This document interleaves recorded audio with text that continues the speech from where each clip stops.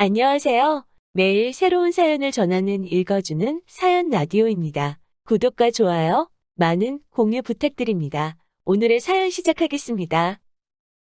안녕하세요. 얼마 전 이혼한 30대 여성입니다. 이렇게 남에게 제 이야기를 해본 적이 거의 없어서 어떻게 시작해야 할지도 모르겠네요. 일단 제가 왜 결혼 생활이 어땠는지 이야기를 좀 해보고 싶어요. 이미 이혼까지 한마당에 굳이 그런 이야기를 못하러 하고 싶어 하냐 하실 수도 있겠지만 제 나름대로의 마무리라고 할까요? 혹시나 이 이야기가 남들 입을 타고 시어머니 귀에 들어가면 더 좋을 것 같기도 하고요. 하긴 이제 제 시어머니도 아니지만 달리 부를 호칭이 마땅치 않아 일단은 어머님이라고 부르긴 해야겠네요.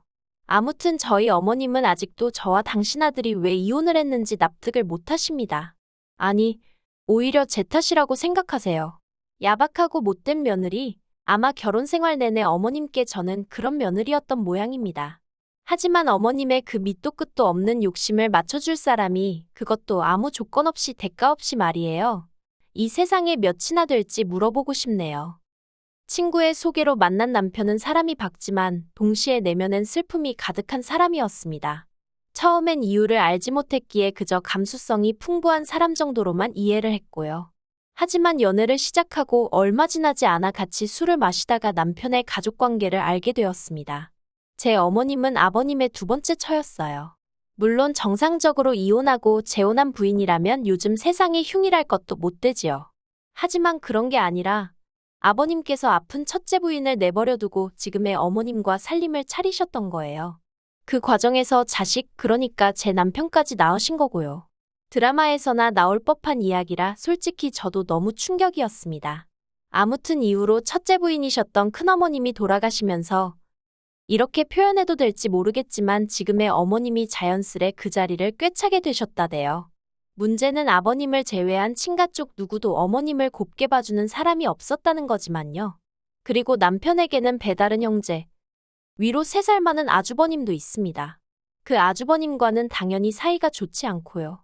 아무튼 그런 환경에서 자라다 보니 남편은 아버님과 아주버님에게 상당히 거리감을 느끼고 있었던 반면 어머님과는 다른 모자지간들과는 달리 더 끈끈한 애착관계가 형성되어 있던 거지요. 하지만 이런 가정환경이 솔직히 제 결혼 생활에 영향을 끼칠 거라곤 생각하지 못했습니다. 남편이 어머님을 많이 걱정하는 건 알고 있었지만 소위 마마보이의 기질은 보이지 않기도 했고 결혼 이야기가 본격적으로 오가던 당시에 어머님이 저를 무척 마음에 들어 하시며 정말 잘해주셨거든요. 그래서 저도 아무래도 집안 사정도 다 알던 상황이었으니 이제 어머님께 아들만 있는 게 아니라 믿을 만한 며느리도 있다는 사실을 꼭 느끼게 해드리고 싶었어요. 하지만 결혼하고 얼마 지나지 않아서 어머님이 저를 왜 마음에 들어 하셨던 건지 알게 되었고 그 이유가 솔직히 달갑지만은 않았습니다. 형편이 변변치 않았던 시댁과 달리 친정은 궁색하지 않아요. 초등학교 교장 선생님까지 하시고 퇴직하신 친정아버지와 간호사로 일하시던 친정어머니 밑에서 비교적 여유 있는 10대, 20대를 보낼 수 있었지요. 자식이라곤 저 하나가 전부라서 저에게 필요한 것이라면 가능한 전폭적으로 지원해 주셨고요. 그래서 덕분에 저도 대학교 졸업 후 바로 대기업에 입사할 수 있었다고 생각합니다. 뿐만 아니라 저에게 미리 증여해 주신 아파트가 있었기에 저희는 어느 다른 대부분의 젊은 부부들과 달리 비교적 여유로운 결혼 준비가 가능했어요. 하지만 시댁은 원래는 아버님을 포함해 형제분들이 가족 사업을 했었는데 언젠가부터 형제분들이 아버님을 시샘하면서 쫓아냈다고 하대요. 그리고 이후로는 지인들에게 묻고 물어 소일거리를 하면서 그럭저럭 생활만 이어나가고 계신 상황이었고요. 하지만 이런 상황 때문에 친정에서 결혼을 반대하거나 그런 일은 없었습니다. 일단 남편이 저희 부모님께 너무 잘했거든요. 저희 부모님이 가족관계나 재산 등과는 상관없이 자기 한 사람을 봐주시는 게 너무 감사하다면서요. 그리고 당연히 제 입장에서는 결혼 상대가 그런 소리를 하니 감동할 수밖에 없었고요. 그리고 남편 말대로 저희 친정부모님은 정말 남편의 사람됨됨이를 가장 중요시 여기시는 분들이었습니다.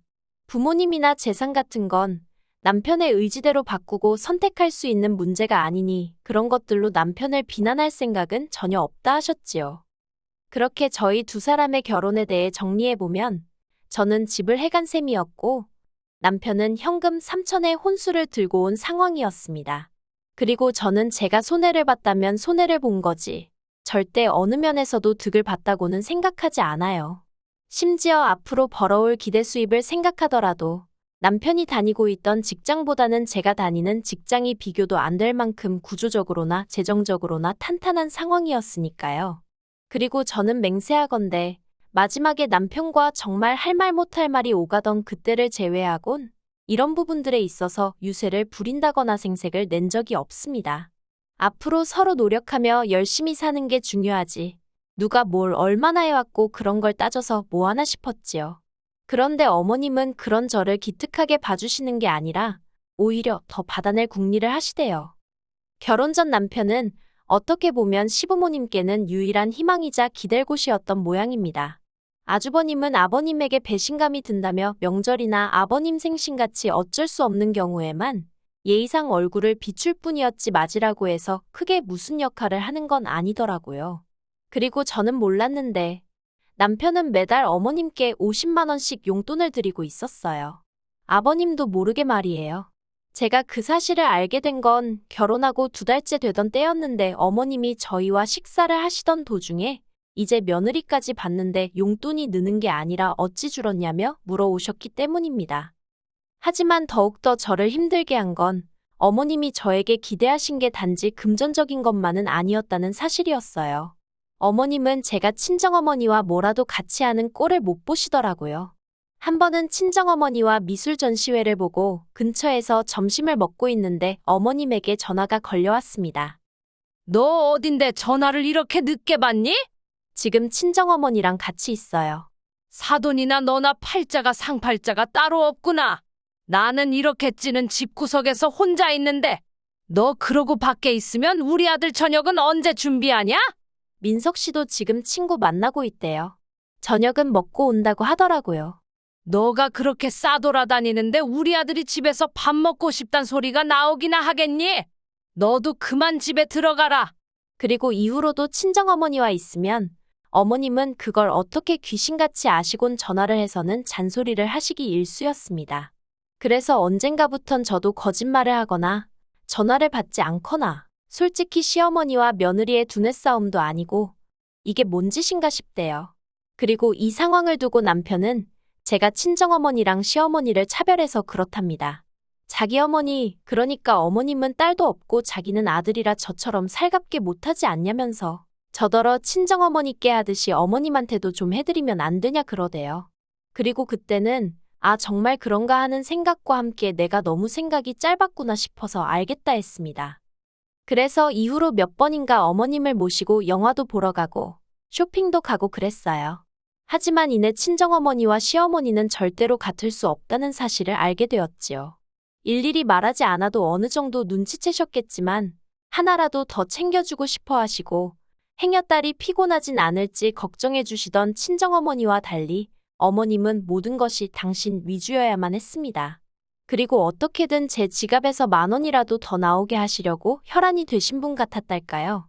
티 하나 사드리겠다고 하니까 골프도 치지 않으시는 양반이 요새는 골프 옷을 일상복처럼 입는 게 유행이라 하더라며 30만 원씩 하는 세일도 안 하는 티셔츠를 고르시질 않나. 심지어 한 번은 상견례 때 저희 어머니가 들고 나왔던 뭐 명품 브랜드를 백화점에서 발견하시곤 그걸 사달라고 하시는 거예요. 그래서 제가 죄송하지만 그 정도 사드릴 형편이 안 된다고 했더니 니네 엄마였음 사줬겠지? 그러시대요. 저도 결국 그때는 순간 짜증을 참지 못하고 저희 친정어머니셨으면 당신이 사서 저에게 선물로 주셨을 거라고 한마디 쏘아붙였습니다. 하지만 이런 문제를 떠나서 제가 정말 화가 났던 건 얼마 전에 있었던 일 때문이었어요. 곧 다가올 친정아버지의 생신을 앞두고 저는 여동생과 상의 끝에 아버지 차를 바꿔드리기로 했습니다. 둘이서 원래는 가족 넷이 어디 멋진 나라로 여행이나 한번 가보자면서 10년 넘게 적금을 붓고 있었거든요.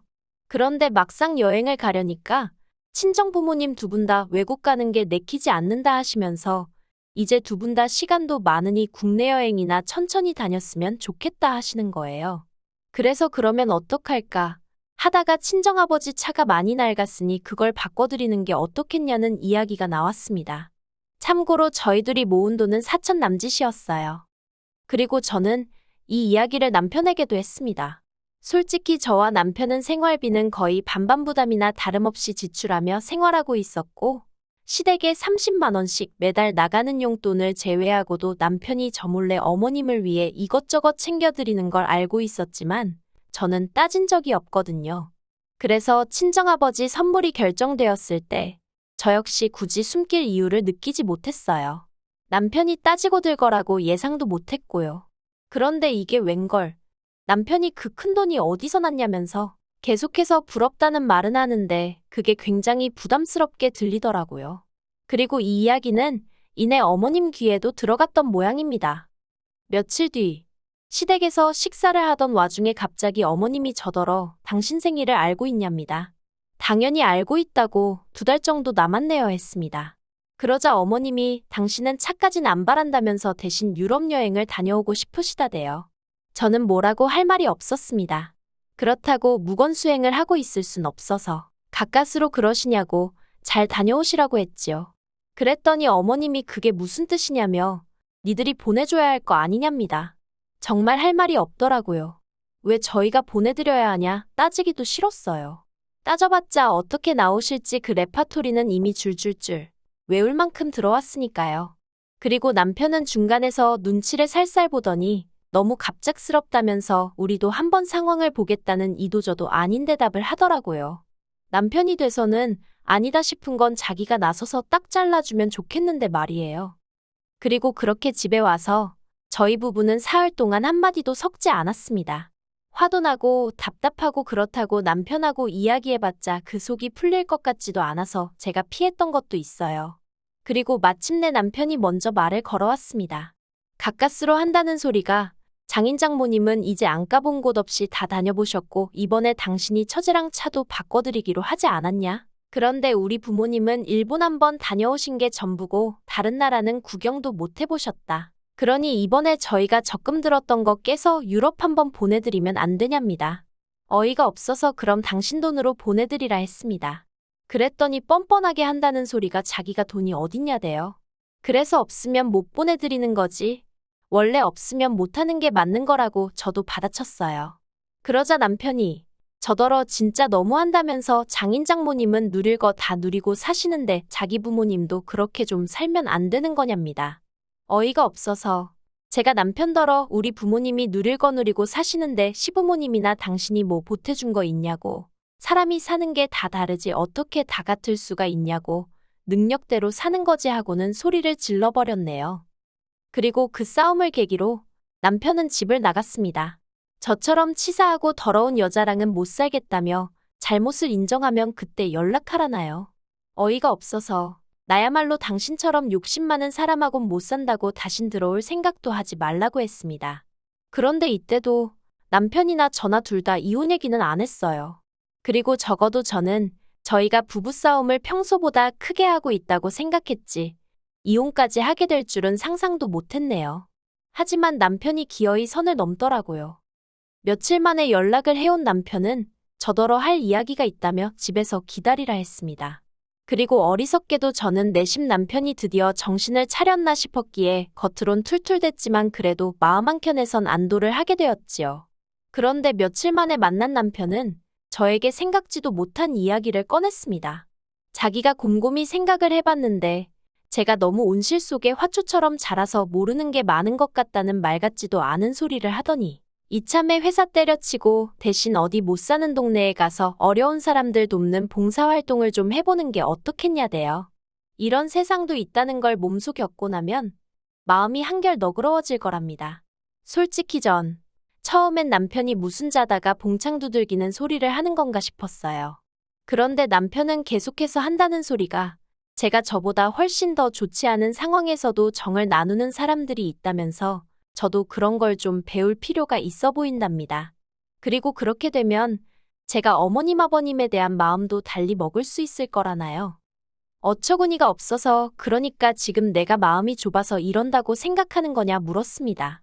그랬더니 그게 아니면 지금 이러는 이유가 뭐냐며 저더러 장인장모님 놀러 다니고 할 때 시부모님 생각은 안 나더냐. 그거 여행 한번 보내드리자고 한 게 이렇게까지 나올 일이냐? 자기는 정말 너무 서운하답니다.